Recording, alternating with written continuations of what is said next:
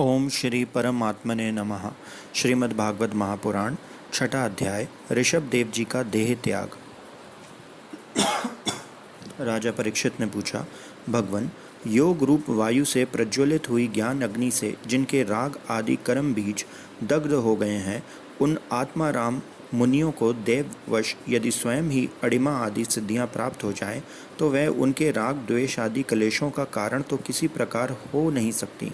फिर भगवान ऋषभ ने उन्हें स्वीकार क्यों नहीं किया?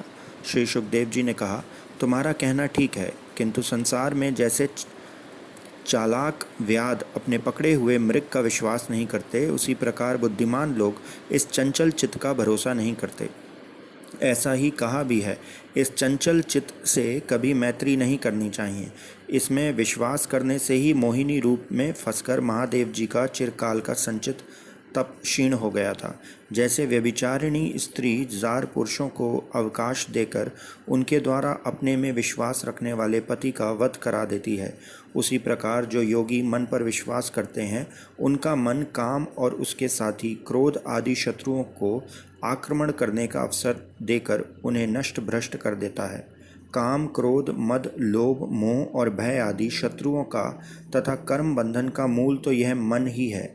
इस पर कोई भी बुद्धिमान कैसे विश्वास कर सकता है?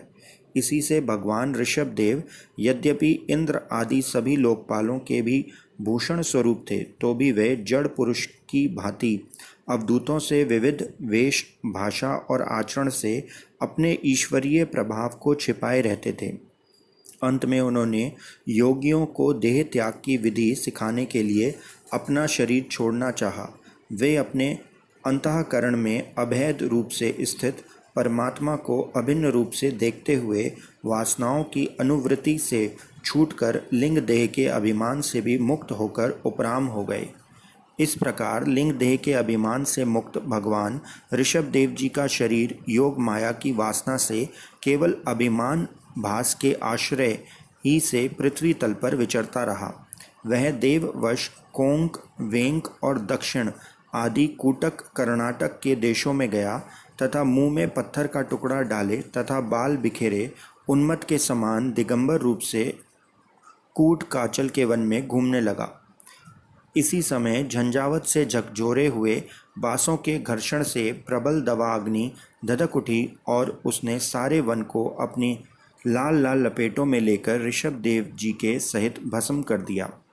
राजन, जिस समय कलयुग में अधर्म की वृद्धि होगी, उस समय कोंक, वेंक और कूटक देश का मंदमती राजा अरहत वहाँ के लोगों से ऋषभ देव जी के आश्रमातीत आचरण का वृतांत सुनकर तथा स्वयं उसे ग्रहण कर लोगों के पूर्व संचित पाप फल रूपी होनहार के वशीभूत हो भय रहित स्वधर्म पथ का परित्याग करके अपनी बुद्धि से अनुचित और पाखंडपूर्ण कुमार्ग का प्रचार करेगा।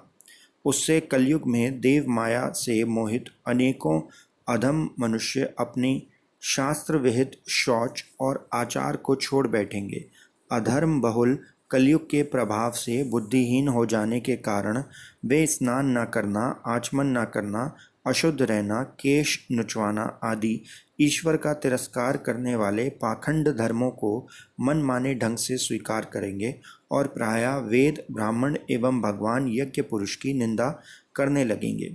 वे अपनी इस नवीन अवैदिक स्वेच्छाकृत प्रवृत्ति में अंध परंपरा से विश्वास करके मतवाले रहने के कारण स्वयं ही घोर नरक में गिरेंगे। भगवान का यह अवतार रजोगुण से भरे हुए लोगों को मोक्ष मार्ग की शिक्षा देने के लिए ही हुआ था। इसके गुणों का वर्णन करते हुए लोग इन वाक्यों को कहा करते हैं, अहो 7 समुद्रों वाली पृथ्वी के समस्त द्वीप और वर्षों में यह भारतवर्ष बड़ी ही पुण्य भूमि है, क्योंकि यहाँ के लोग श्री हरि के मंगलमय अवतार चरित्रों का गान करते हैं। अहो महाराज, प्रिय व्रत का वंश बड़ा ही उज्ज्वल एवं सुयशपूर्ण है, जिसमें पुराण पुरुष श्री आदि नारायण ने ऋषभ अवतार को लेकर मोक्ष की प्राप्ति कराने वाले परमहांस्यम धर्म का आचरण किया। अहो, इन जन्म रहित भगवान ऋषभ देव के मार्ग पर कोई दूसरा योगी मन से भी कैसे चल सकता है? क्योंकि योगी लोग जिन योग सिद्धियों के लिए ललायत होकर निरंतर प्रयत्न करते रहते हैं, उन्हें इन्होंने अपने आप प्राप्त होने पर भी असत समझकर त्याग दिया था।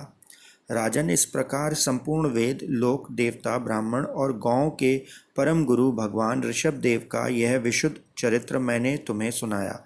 यह मनुष्यों के समस्त पापों को हरने वाला है। जो मनुष्य इस परम मंगलमय पवित्र चरित्र को एकाग्र चित्त से श्रद्धापूर्वक निरंतर सुनते या सुनाते हैं, उन दोनों की ही भगवान वासुदेव में अनन्य भक्ति हो जाती है। तरह तरह के पापों से पूर्ण, सांसारिक तापों से अत्यंत तपे हुए अपने अंतःकरण को पंडित जन इस भक्ति सरिता में ही नित्य निरंतर नहलाते रहते हैं। इसमें उन्हें जो परम शांति मिलती है वह इतनी आनंदमयी होती है कि फिर वे लोग उनके सामने अपने ही आप प्राप्त हुए मोक्ष रूपी परम पुरुषार्थ का भी आदर नहीं करते। भगवान के निज जन हो जाने से ही उनके समस्त पुरुषार्थ सिद्ध हो जाते हैं। राजन, भगवान श्री कृष्ण स्वयं पांडव लोगों के और यदुवंशियों के रक्षक, गुरु, इष्टदेव, सुहृदय और कुलपति थे। यहाँ तक कि वे कभी कभी आज्ञाकारी सेवक भी बन जाते थे।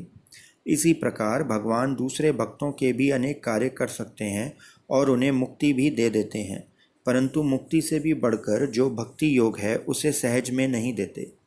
निरंतर विषय भोगों की अभिलाषा करने के कारण अपने वास्तविक श्रेय से चिरकाल तक बेसुध हुए लोगों को जिन्होंने करुणावश निर्भय आत्मलोक का उपदेश दिया और जो स्वयं निरंतर अनुभव होने वाले आत्मस्वरूप की प्राप्ति सब प्रकार की तृष्णाओं से मुक्त थे, उन भगवान ऋषभदेव को नमस्कार है।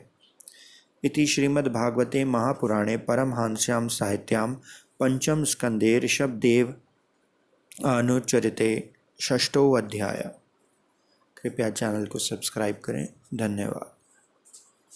श्री कृष्ण गोविंद हरे मुरारे, हे नाथ नारायण वासुदेवा।